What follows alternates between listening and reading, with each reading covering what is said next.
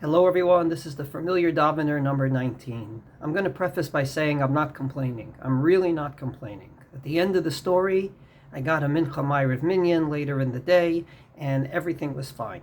But sometimes a person's not going to be that lucky. And therefore I think, as we get closer to Yom Kippur, it's important to mention a truism. And that is the following. There's a halacha in Shulchan Aruch regarding Erev Yom Kippur. And that is that if there's any sins that you did against your fellow Jew, you have to ask them for mechila on Erev Yom Kippur. What's interesting about this halacha is that it's not just a general halacha. It's brought by the Shulchan Aruch as part of the procedure of Erev Yom Kippur. From this perspective, I think it's important that as we get closer to Yom Kippur, we ultimately reinforce that above and beyond davening and confession and everything else we're going to do on this holy day, there's a truism about this day, and that is, just like we go out of our way to be okay with God, we have to go out of our way to be okay with our fellow Jew. From this perspective, allow me to share the following story that happened to me this week. So I'm traveling this week.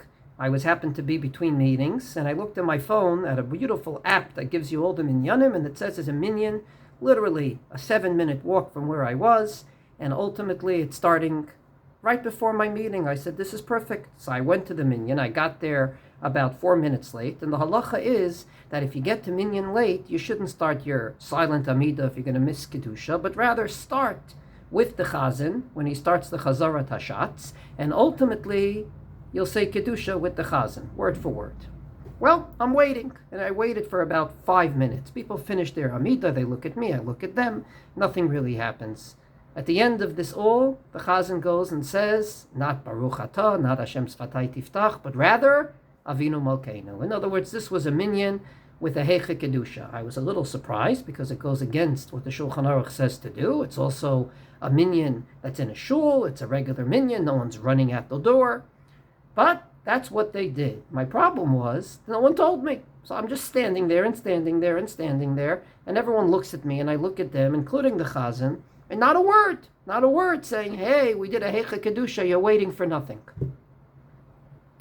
So, as I told you, at the end of the day, I got a Mincha Ma'ariv Minyan later, and no harm done. But I think we can learn from this story the following.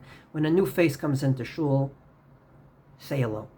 Say hello, where are you from? And if there's indeed a special minhag of the shul to do a Heicha Kedusha on a regular day level, then say so the person knows, hey, he's wasting his time, he can leave. I think that as we get closer to Erev Yom Kippur, it's important to reinforce a new face deserves a hello.